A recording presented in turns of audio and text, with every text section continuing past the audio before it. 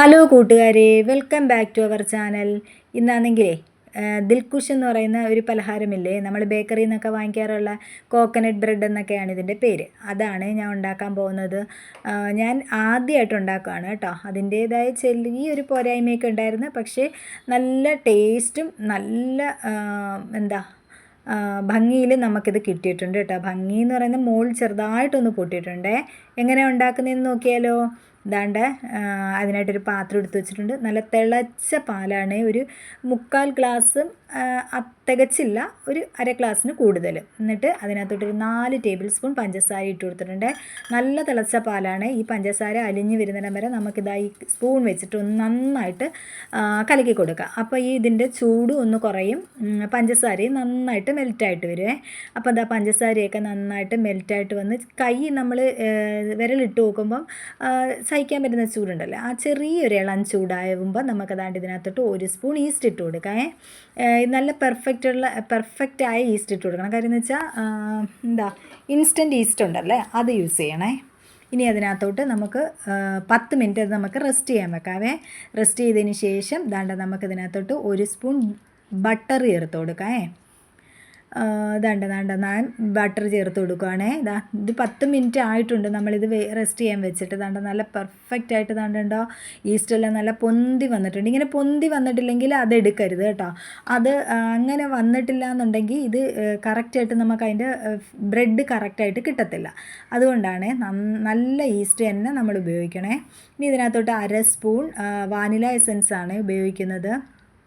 ഇതിനകത്തോട്ട് നമ്മൾ മുട്ടയൊന്നും ചേർത്ത് കൊടുക്കുന്നില്ല. പിന്നെ ഈ ബ്രെഡിനൊരു ടേസ്റ്റും മണവും വരാൻ വേണ്ടിയാണ് നമ്മൾ വാനില എസൻസ് ചേർത്ത് കൊടുക്കുന്നത്. പിന്നെ ഒരു 1/4 സ്പൂൺ ഉപ്പാണ് ഞാൻ ചേർത്ത് കൊടുത്തത് കേട്ടോ. ഇനി ഇത് നന്നായിട്ടൊന്ന് ഇളക്കി യോജിപ്പിച്ചിട്ട് ഒരു 1.5 കപ്പ് മൈദയാണ് ഞാൻ ഇതിനകത്തോട്ട് ഇട്ട് കൊടുക്കുന്നത് കേട്ടോ. ഞാൻ അളന്ന് വെച്ചിരിക്കുന്ന മൈദയാണ്. നമ്മൾ കേക്ക് ഉണ്ടാക്കുമ്പം അരിക്കുന്ന കണക്ക് ഇതൊന്നും അരിച്ചൊന്നും അങ്ങനെയൊന്നും എടുക്കണ്ട. അതിനകത്തോട്ട് നമ്മൾ ബേക്കിംഗ് പൗഡറും ബേക്കിംഗ് സോഡയും അങ്ങനെ അതൊന്നും ചേർക്കുന്നില്ല, ഈസ്റ്റ് മാത്രമാണ് ചേർക്കുന്നത് കേട്ടോ.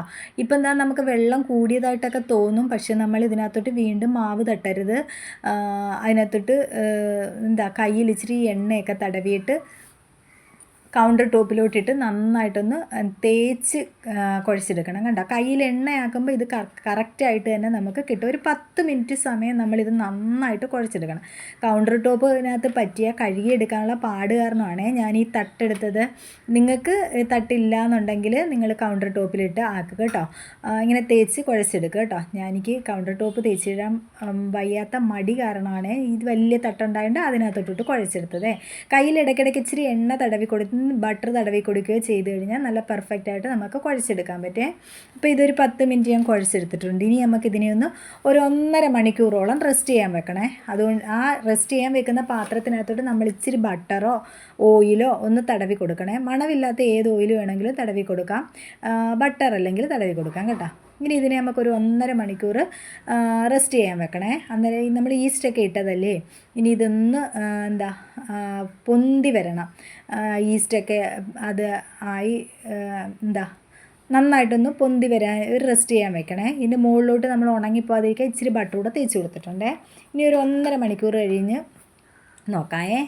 അതിനകത്തോട്ട് ഇനി നമുക്കൊരു ഫില്ലിങ് ഉണ്ടാക്കണം. നമ്മൾ കോക്കനട്ട് ബ്രെഡല്ലേ ഉണ്ടാക്കുന്നത്, അപ്പോൾ അതിനകത്തോട്ടൊരു ഫില്ലിങ് ഉണ്ടാക്കണം. അതിനകത്ത് ഞാനൊരു പാൻ അടുപ്പത്ത് വെച്ചിട്ട് ഒരു സ്പൂൺ ബട്ടർ ചേർത്ത് കൊടുത്തിട്ടുണ്ട്. ഇനി കുറച്ച് കാഷ്യൂനട്ട് ഇട്ട് അതൊന്ന് വറുത്തെടുക്കണം. ഒരു ഗോൾഡൻ ബ്രൗൺ ആവുന്നിടം വരെ ഒന്നും ആവണ്ട, ഒരു ചെറിയൊരു ലൈറ്റ് കളർ ആകുമ്പോഴത്തേക്ക് നമുക്ക് അതിനകത്തോട്ട് മുന്തിരിങ്ങ ഇട്ട് കൊടുക്കാം. നമ്മൾ സാധാരണ മുന്തിരിങ്ങ ഉണ്ടല്ലോ, നമ്മൾ പായസത്തിനൊക്കെ ഉപയോഗിക്കുന്ന ആ മുന്തിരിങ്ങയാണ് കേട്ടോ, കറുത്ത മുന്തിരിങ്ങയൊന്നുമല്ല. അതും കൂടി ഇട്ട് അതൊരു ബബിൾ പോലെ പൊന്തി വരത്തില്ലേ, ആ സമയമാകുമ്പോൾ നമുക്ക് തേങ്ങ ഇട്ട് കൊടുക്കാം. നമ്മൾ ഇച്ചിരി നന്നായിട്ട് ഫില്ലിങ് വേണം, എന്നാലേ നമുക്ക് ആ കോക്കനട്ട് ബ്രെഡിന് ഒരു ടേസ്റ്റ്, നല്ലൊരു ടേസ്റ്റ് കാണത്തുള്ളേ. ഇനി ആ ബട്ടറിനകത്തോട്ടിട്ട് നന്നായിട്ട് ഇത് ഇളക്കി യോജിപ്പിച്ചെടുക്കണേ. ഇനി ഇതിനകത്തോട്ട് ഒരു 4 ടേബിൾ സ്പൂൺ പഞ്ചസാരയാണ് ഞാൻ ഇട്ട് കൊടുക്കുന്നത്. ഇത് കുഞ്ഞ് സ്പൂണായത് കാരണമാണ് ഞാൻ 1 സ്പൂണും കൂടി ഇട്ട് കൊടുത്തത്, ടേബിൾ സ്പൂണിൻ്റെ അത്ര ഇല്ലാത്തത് കാരണം. ഇനി പഞ്ചസാര ഒന്ന് ചെറുതായിട്ടൊന്ന് അലിഞ്ഞ് വരണേ, തേങ്ങയായിട്ട് ഒന്ന് യോജിച്ച് കിട്ടണേ. ആ സമയത്ത് നമുക്കാണെങ്കിൽ ഇതാണ് ട്യൂട്ടി ഫ്രൂട്ടി എന്ന് പറയുന്ന അതില്ലേ, അതും കൂടെ ചേർത്ത് കൊടുക്കാം. അതും കൂടെ ചേർത്തിട്ട് നന്നായിട്ട് ഇളക്കി യോജിപ്പിക്കണം. എന്നിട്ട് നമുക്കൊരു മിക്സിയുടെ ചെറിയ ജാറിനകത്തോട്ട് ഒരു 3-4 ഏലക്കായും 1 സ്പൂൺ പഞ്ചസാരയും ഇട്ട് നന്നായിട്ടൊന്ന് പൊടിച്ചെടുക്കണം കേട്ടോ. ഒരു 4 ഏലക്ക മതി കേട്ടോ. അതും കൂടി ഇതിനകത്തോട്ട് ചേർത്ത് കൊടുത്തിട്ട് നന്നായിട്ട് ഒന്നുകൂടെ ഇളക്കി യോജിപ്പിച്ചിട്ട് നമുക്കിതിനെ ഒന്ന് തണുക്കാൻ വെക്കണേ. നന്നായിട്ട് തണുത്തിട്ട് വേണം നമുക്ക് അതിനകത്ത് ഫില്ലിംഗ് ആയി വെക്കാൻ കേട്ടോ. ഒരു 1.5 മണിക്കൂറൊക്കെ കഴിഞ്ഞപ്പോഴത്തേക്ക് നമ്മുടെ മാവ് നന്നായിട്ട് പൊന്തി വന്നിട്ടുണ്ട് കേട്ടോ. നല്ല സോഫ്റ്റും ആയിട്ടുണ്ട്. ഇനി നമ്മൾ നേരത്തെ കുഴച്ചില്ലേ അതേ തട്ടിനകത്തോട്ടിട്ട് നമുക്ക് ഒരു 3 മിനിറ്റും കൂടെ ഒന്ന് ജസ്റ്റ് ഒന്ന് കുഴച്ചെടുക്കാം. കയ്യിൽ ഇച്ചിരി എണ്ണ തടവി കൊടുത്താൽ മതി, അന്നേരം ഒട്ടത്തില്ലേ. അല്ലെങ്കിൽ നിങ്ങൾക്ക് കൗണ്ടർ ടോപ്പിലിട്ട് ഇങ്ങനെ കുഴച്ചെടുക്കാം. ഇനി ഇതിനെ ഒരു പകുതി കൂടുതലും പിന്നെ പകുതി കുറച്ചുമായിട്ട്, ഒരു വലുതും ചെറുതുമായിട്ടെന്ന് വെച്ചാൽ കറക്റ്റ് പകുതി എടുക്കണ്ട. ഒരെണ്ണം പകുതിയിൽ കുറച്ച് കുറവും മറ്റേ കഷ്ണം പകുതി ഇച്ചിരി കൂടെ കൂടുതലും ആയിരിക്കണേ. എന്നാൽ ഒരുപാട് അങ്ങ് കുറഞ്ഞും കൂടിയും പോകാനും പാടില്ല. അങ്ങനെ 2 പീസായിട്ട് നമുക്കതിനെ എടുക്കണേ. ഇനി നമ്മൾ ബേക്ക് ചെയ്യാൻ എടുക്കുന്ന ആ പാത്രം ഉണ്ടല്ലേ, നിങ്ങൾക്ക് കേക്ക് ടിന്നുണ്ടെങ്കിൽ അതെടുക്കാം. എൻ്റെ കയ്യിൽ ഇതൊന്നുമില്ല. ഞാൻ ഒരു സാധാരണ സ്റ്റീൽ പാത്രത്തിനകത്ത് ഇച്ചിരി എണ്ണ തടവിയാണ് എടുത്തത്. ഇനി ഇതിനകത്തോട്ട് നമുക്ക് ആ വലിയ പാകം ഉണ്ടല്ലേ അതങ്ങോട്ട് വെച്ച് കൊടുത്തിട്ട് നന്നായിട്ടൊന്ന് പരത്തണം. കൈ വെച്ചിട്ട് പരത്തിയാൽ മതി കേട്ടോ. നന്നായിട്ട് പരത്തിയിട്ട് അതിനെ ഒന്ന് ഇച്ചിരി അതിൻ്റെ അരികെല്ലാം ഒന്ന് മുകളിലോട്ടിങ്ങനെ പ്രസ് ചെയ്ത് കയറ്റി കൊടുക്കണം കേട്ടോ. അല്ലെങ്കിലേ നമുക്കാണെങ്കിൽ ഇതിനകത്ത് ഫില്ലിങ് വെച്ചിട്ട് നമ്മൾ ഇതിൻ്റെ ബാക്കി പോർഷൻ ഉണ്ടല്ലേ അത് വെച്ച് നമ്മളിങ്ങനെ അടയ്ക്കുമ്പോഴുണ്ടല്ലേ അത് ഒന്ന് രണ്ടും കൂടെ ഒന്ന് ഒട്ടിയിരിക്കാൻ വേണ്ടിയാണ് ഇതിൻ്റെ ഒരു ഭാഗം നമ്മൾ മുകളിലോട്ടിങ്ങനെ പ്രസ് ചെയ്ത് കയറ്റി വെച്ച് കൊടുക്കുന്നത്. നന്നായിട്ടൊന്ന് പരത്തിയതിന് ശേഷം നമുക്ക് അതിൻ്റെ ഫില്ലിങ് എങ്ങനെ ഇട്ട് കൊടുക്കാം. ഇതിൻ്റെ ഫില്ലിങ് ഇടുമ്പോഴേ നമ്മൾ അരിവിനോട് ഒരുപാടങ്ങ് ചേർത്തിട്ടില്ലെങ്കിലും ഒരുവിധം ഒരിത്തിരി സ്ഥലം വിട്ടിട്ട് ബാക്കി എല്ലായിടവും ഫില്ലിങ് വെച്ച് കൊടുക്കണം. നമ്മൾ സാധാരണ ചില കടകളിൽ നിന്നൊക്കെ ഈ ദിൽഖുഷ് വാങ്ങിക്കുമ്പോഴേ അതിൻ്റെ അരിവിനൊന്നും ഫില്ലിങ് കാണത്തില്ല. വെറും ബ്രെഡ് മാത്രമായിരിക്കും, നടുക്ക് മാത്രം കുറച്ച് ഫില്ലിങ് ആണ്. അങ്ങനെ വരാതിരിക്കാനാണ് നമ്മളിതാണ്ട് ഇതിൻ്റെ അരിവിനോട് ഇച്ചിരി പോർഷൻ വിട്ടിട്ട് നമ്മൾ ഇത് ഫില്ലിങ് കംപ്ലീറ്റ് ആയിട്ട് വെച്ച് കൊടുക്കുന്നത് കേട്ടോ. ഇനി ഇത് നമ്മളാണെങ്കിൽ ബാക്കി വെച്ചിരിക്കുന്ന മാവുണ്ടല്ലേ അതൊന്ന് കൈ വെച്ചിട്ട് നന്നായിട്ടൊന്ന് പരത്തിയെടുക്കണം കേട്ടോ. നമ്മളുടെ ഇപ്പോൾ വെച്ചേക്കുന്ന ആ പാത്രത്തിനേക്കാൾ ഇച്ചിരി കൂടെ വലിപ്പത്തിൽ തന്നെ അത് പരത്തിയെടുക്കണം. കൈ വെച്ചങ്ങ് പരത്തിയെടുത്താൽ മതി. നമ്മൾ റോള് ചപ്പാത്തി കുഴൽ അതൊന്നും വെച്ചിട്ട് പരത്തണ്ട.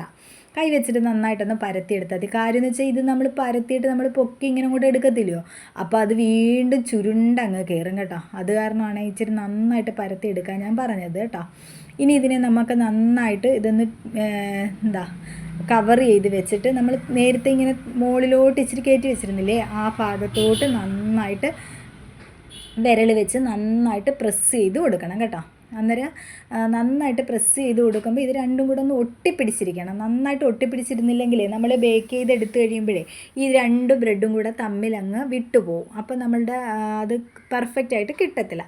അത് കാരണമാണ് ഇനി നമുക്കൊരു ഈർക്കിലിയോ പപ്പടം കുത്തി വെച്ച് ഇതൊന്ന് ഇങ്ങനെ ഹോൾട്ട് കൊടുക്കണം. അതിൻ്റെ എയർ ബബിൾസ് പോകാൻ വേണ്ടിയാണ്. എന്നിട്ട് ഇതിനെ ഒരു മണിക്കൂർ നമ്മൾ റെസ്റ്റ് ചെയ്യാൻ വെക്കണേ.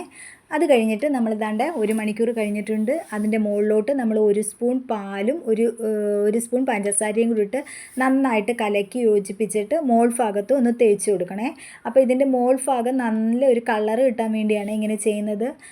പക്ഷേ പാലും പഞ്ചസാരയും തേക്കുന്നതിനേക്കാൾ എനിക്ക് തോന്നുന്നു മുട്ടയുടെ മഞ്ഞക്കരു തേക്കുന്നതാണ് കൂടുതൽ കളറ് കിട്ടുന്നതെന്ന് കേട്ടോ. എനിക്ക് അത്ര അങ്ങോട്ട് പെർഫെക്റ്റായിട്ട് കളറ് കിട്ടിയില്ല, അതുകൊണ്ടാണ്. ഇനി നമ്മളുടെ ഓവൻ സെറ്റപ്പ് ഒരു 10 മിനിറ്റ് മുമ്പേ ഞാൻ പ്രീ ഹീറ്റ് ചെയ്യാൻ വെച്ചിട്ടുണ്ടായിരുന്നേ. നല്ല ഹൈ ഫ്ലെയിമിലിട്ടാണ് ചൂടാക്കി വെച്ചേക്കുന്നത്. ഇനി ഇതിനകത്തോട്ട് നമുക്കിതങ്ങോട്ട് ഇറക്കി വെച്ച് കൊടുത്തിട്ട് നന്നായിട്ട് അടച്ച് ഒരു 10 മിനിറ്റ് ഒരു മീഡിയം ഹൈ ഫ്ലെയിമിനും നടുക്കായിട്ട് വെച്ച് ഒരു 10 മിനിറ്റ് വേവിച്ചെടുക്കാം. അതാണ്ട് ഒരു 10 മിനിറ്റ് കഴിഞ്ഞപ്പോഴത്തേക്ക് നന്നായിട്ട് വെന്ത് വന്നിട്ടുണ്ട്. പക്ഷേ ഇതിൻ്റെ മോൾ ഭാഗത്തിനെ ഒരു കളറ് കിട്ടിയില്ല. അത് കാരണം ഞാൻ ഇതിനെ എടുത്തിട്ട് എന്ത് ചെയ്യണം, നമുക്കിതിനൊന്ന് തിരിച്ചിട്ടിട്ട് ഈ മുകൾ ഭാഗം അടി വരത്തക്ക രീതിയിൽ ഒന്ന് നമുക്ക് ഈ വീണ്ടും നമ്മളുടെ ബേക്ക് ചെയ്ത ആ പാത്രം ഉണ്ടല്ലേ അതിനകത്തോട്ട് ഇപ്പം എന്താ ഇത് നേരെ വെച്ചേക്കല്ലേ, ഇതിന് ഇങ്ങനെ കമത്തുമ്പോൾ ഇതിൻ്റെ മുകൾ ഭാഗം അടിയിലായി വരത്തക്ക രീതിയിൽ ആക്കി കൊടുക്കണേ. ഇനി ഇതിനെ നമുക്കൊരു 5 മിനിറ്റും കൂടെ, ഇപ്പോഴും തീ ഞാൻ ഓഫ് ചെയ്തിട്ടില്ല കേട്ടോ, നല്ല മീഡിയത്തിനും ഹൈ ഫ്ലെയിമിനും ഇടയ്ക്കായിട്ട് തന്നെ ഇരിക്കുക. അതിലോട്ട് വീണ്ടും ഒരു 5 മിനിറ്റും കൂടെ ഒന്ന് ബേക്ക് ചെയ്തെടുക്കണേ. ഇതായിപ്പോൾ ഒരു 5 മിനിറ്റ് കൂടെ കഴിഞ്ഞിട്ടുണ്ട്. നമുക്കിനി ഇതിനെ ഒന്ന് എടുത്ത് നോക്കാം. പക്ഷേ എനിക്ക് പറ്റിയൊരു പ്രശ്നമെന്ന് വെച്ചാൽ ഇതിൻ്റെ ഇങ്ങനെ തട്ടി കൊടുത്തപ്പോഴത്തേക്ക് ഇതിൻ്റെ ഇതിൻ്റെ സൈഡ് കണ്ടോ ചെറുതായിട്ടൊന്ന് പൊട്ടിയിട്ടുണ്ടായിരുന്നേ. അല്ലാതെ ഇതിന് ഒരു കുഴപ്പവും സംഭവിച്ചിട്ടില്ലായിരുന്നു. അതിൻ്റെ അത് മോൾ ഭാഗം ഒന്ന് ചെറുതായിട്ട് പൊട്ടിയിട്ടുണ്ടെന്നേ ഉള്ളൂ. അതിൻ്റെ മുകളിൽ ഞാൻ കുറച്ച് ബട്ടർ കൂടെ തേച്ച് കൊടുത്തിട്ടുണ്ട് കേട്ടോ. ഇനി ഇതിന് ചൂടാറാൻ വേണ്ടി നമ്മളൊരു ടവ്വൽ പൊതിഞ്ഞ് വെക്കണം കേട്ടോ. ഇതൊരു നല്ല വൃത്തിയുള്ള ഒരു ടവൽ എടുത്തിട്ട്, ഇത് നല്ല ചൂടാണ്, അത് കാരണം ഞാൻ ഇതിൻ്റെ മുകളിലോട്ട് ടവലിട്ടിട്ട് അങ്ങ് തട്ടിക്കൊടുത്ത് കേട്ടോ. കൈ പൊള്ളണ്ടെന്ന് വിചാരിച്ചിട്ടാണ് ഞാൻ അങ്ങനെ ചെയ്തത് കേട്ടോ. ഇനി ഇതിനെ ഒന്ന് തണുക്കാൻ വേണ്ടി നമുക്ക് പൊതിഞ്ഞ് ഇത് ചൂട് വിടുന്നിടം വരെ ഒരു മണിക്കൂറൊക്കെ കഴിയുമ്പോൾ ഇത് നന്നായിട്ട് ചൂട് വിടും കേട്ടോ. നല്ല പഞ്ഞി പോലെ ഇരിക്കുകയാണ് ബ്രെഡൊക്കെ. ഇതൊന്ന് നമുക്ക് മൂടി വെച്ചിട്ട് ഓരോ മണിക്കൂറൊക്കെ കഴിയുന്നിടം വരെ റെസ്റ്റ് ചെയ്യാൻ വെക്കാമെന്ന് വെച്ചാൽ ഇതൊന്ന് ചൂടാറാൻ വെക്കാം കേട്ടോ. ഞാൻ അതിൻ്റെ മുകളിലോട്ട് കുറച്ച് ബട്ടർ കൂടെ ഒന്ന് തേച്ച് കൊടുത്തിട്ടുണ്ട്. മറ്റേ സൈഡിൽ നമ്മൾ നേരത്തെ ബട്ടർ തേച്ചിട്ടുണ്ടായിരുന്നല്ലേ, അത് കാരണം ഇപ്പുറത്തെ സൈഡിലും കൂടെ ബട്ടർ തേച്ച് നന്നായിട്ട് പൊതിഞ്ഞ് ഒരു മണിക്കൂറൊക്കെ കഴിഞ്ഞപ്പോൾ ഞാൻ ഇത് കട്ട് ചെയ്ത് കേട്ടോ. ഇപ്പോൾ എൻ്റെ ചാനൽ ആദ്യമായിട്ട് കാണുന്നവരാണെങ്കിൽ എല്ലാവരും ഒന്ന് സബ്സ്ക്രൈബ് ചെയ്ത് സപ്പോർട്ട് ചെയ്യാൻ മറന്നുവല്ലേ.